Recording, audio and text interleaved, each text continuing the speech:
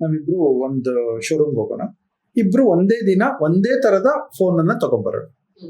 ಯಾವ ಫೋನ್ ಜಾಸ್ತಿ ಬಾಳಿಕೆ ಬರುತ್ತೆ ಅಂತ ನೋಡೋಣ, ಚೆಕ್ ಮಾಡೋಣ. ಯಾರು ಬೇಕಾದ್ರೂ ಚೆಕ್ ಮಾಡು. ಅದರ ಬಳಕೆಯ ಆಧಾರದ ಮೇಲೆ ಒಂದ್ ಫೋನ್ ಜಾಸ್ತಿ ಬಾಳಿಕೆ ಬರುತ್ತೆ, ಇನ್ನೊಂದು ಫೋನ್ ಕಡಿಮೆ ಬಾಳಿಕೆ ಬರುತ್ತೆ. ಹೇಗೆ ಮೇಂಟೈನ್ ಮಾಡ್ತೀವಿ ಅನ್ನೋದ್ರ ಮೇಲೆ. ಈಗ ನಾವು ಅದನ್ನ ಸ್ಯಾಮ್ಸಂಗ್ ಓನರ್ ಮೋಸ ಮಾಡ್ಬಿಟ್ಟ ಅಂತ ಹೇಳಕ್ಕಾಗತ್ತಾ? ಅಥವಾ ಆಪಲ್ ಓನರ್ ಮೋಸ ಮಾಡ್ಬಿಟ್ಟ, ಬ್ರ್ಯಾಂಡ್ ಓನರ್ ನಮಗ್ ಮೋಸ ಮಾಡ್ಬಿಟ್ಟ ಹೇಳಕ್ಕಾಗತ್ತಾ? ಯಾಕೆ? ನಮ್ಮ ಬಳಕೆಯ ವಿಧಾನಗಳು ಬೇರೆ ಬೇರೆ. ಈಗ ಅವ್ರು ಮ್ಯಾನುಫ್ಯಾಕ್ಚರ್ ಮಾಡಿ ಕೊಟ್ಟಾಗ ಸರಿಯಾಗಿ ಮಾಡಿದ್ರ ಇಲ್ವಾ? ಒಂದೇ ತರ ಮಾಡಿರ್ತಾರೆ, ಮ್ಯಾನುಫ್ಯಾಕ್ಚರಿಂಗ್ ಇರುತ್ತಲ್ವಾ? ಎಸ್. ಒಂದೊಂದು ಪ್ರಾಡಕ್ಟ್ ಒಂದೊಂದ್ ತರ ಮ್ಯಾನುಫ್ಯಾಕ್ಚರ್ ಮಾಡಿರ್ತಾರ.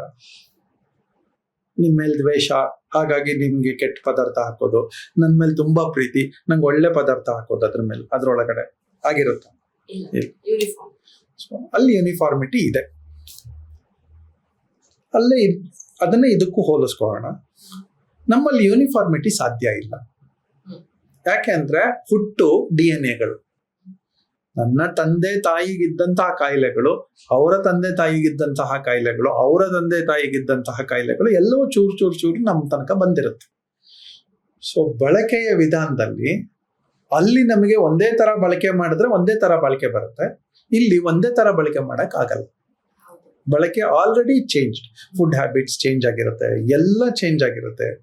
ಒಬ್ರು ಬಿಸಿಲಿಗೆ ಹೋಗಿರ್ತಾರೆ, ಒಬ್ರು ಚಳಿಗೆ ಹೋಗಿರ್ತಾರೆ. ಒಂದ್ ಮನೇಲಿ 2 ಮಕ್ಳು ಇದ್ರೆ 2 ಮಕ್ಳು ಬೆಳೆದಿದ್ದ ರೀತಿ ಬೇರೆ ಇರುತ್ತೆ. ಸೊ ಹಾಗಾಗಿ ಮ್ಯಾನುಫ್ಯಾಕ್ಚರರ್ ತಪ್ಪು ಅಂತ ಹೇಳಕ್ಕಾಗಲ್ಲ.